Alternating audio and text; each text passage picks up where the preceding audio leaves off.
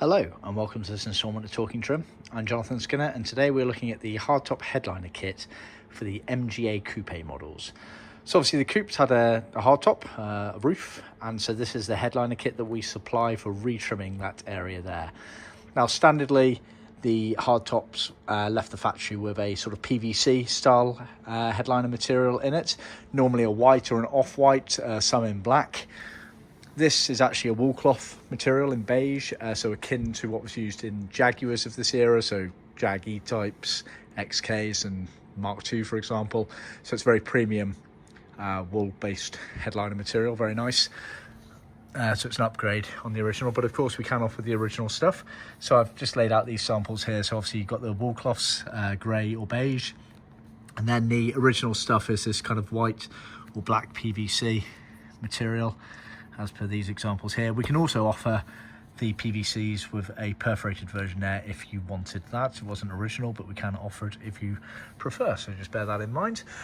Before I dive into it, please be sure to check out the description below, as there's lots of useful information on not just this part and where to buy it on our website, but also other useful links to other related videos for this part and other MGA Coupe parts, as well as useful links to our website showing materials and colours library, as well as generic information on our processes and technologies. We're very pedantic about the way we do things, and we've got a fantastic reputation worldwide for our quality and workmanship, and so it's worth having a bit of a deep dive into some of these links if you have the chance.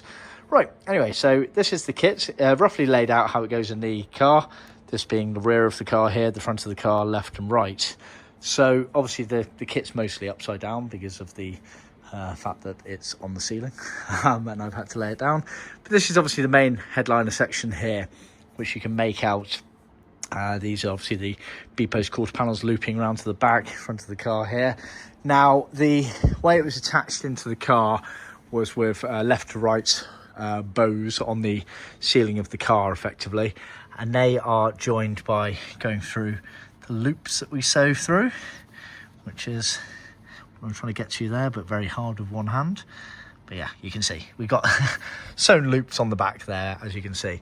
Now you'll notice you got all of this excess here. That is done intentionally. Basically, we make with our headliners as standard, we make them wider than they need to be, so it gives you something to pull onto as you're trimming it in the car. So basically, when everything's said and done, the headliner will probably finish there on both sides, but this is extra material to pull on while fitting, which makes it a lot easier to fit. We've been doing this a long time, and we've worked with several very high-end restoration companies and trimmers around the world, and these are the sorts of things that they've advised us to do to improve our kits, to make it easier to fit. So it's just one of the very small reasons why you should be very much considering a John Skinner kit as the only option for your restoration there. So it's little bits and bobs like that. But yeah, you get the 3 loops obviously sewn in, then it goes down sort of the B-post area there. Going round to the back of the car, you have these loose bits of material here which are used to retrim this sort of back section here just above the rear parcel shelf, and then the side bits as it goes round. Obviously that's the bit looping down there, so that's one of those wings effectively there. So they're loose bits of material to retrim to your car. Then you get these C-shaped pieces which go up and around the window door area on the side of the car. So it's effectively this bit that loops over here. Unfortunately, yeah, it's there on the inside. There aren't many decent photos showing the headliner in this book, I'm afraid. But yeah, they're actually trimmed onto a millboard panel. We don't supply the panel as standard. They are just materials to retrim your original ones there, so you get the material for those there.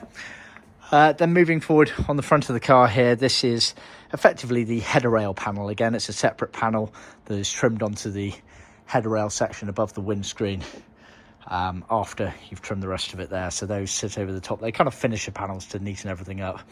Then you've got some miscellaneous pieces here, which are, we kind of refer to them as fillet retrim materials. So it's basically, for example, those small ones there, they sit up the A-post pillar either side of the windscreen.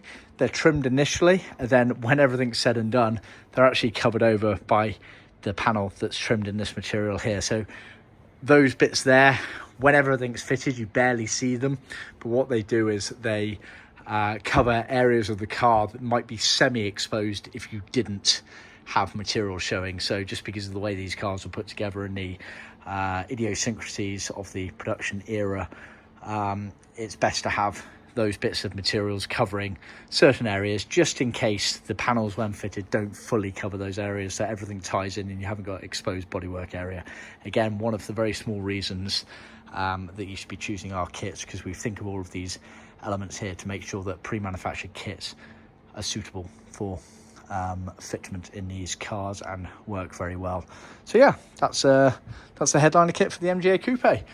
Be sure to, like I say, check out the information below and their links below, and of course please remember to like, subscribe and share with other classic car enthusiasts out there, and I'll see you next time. Thank you.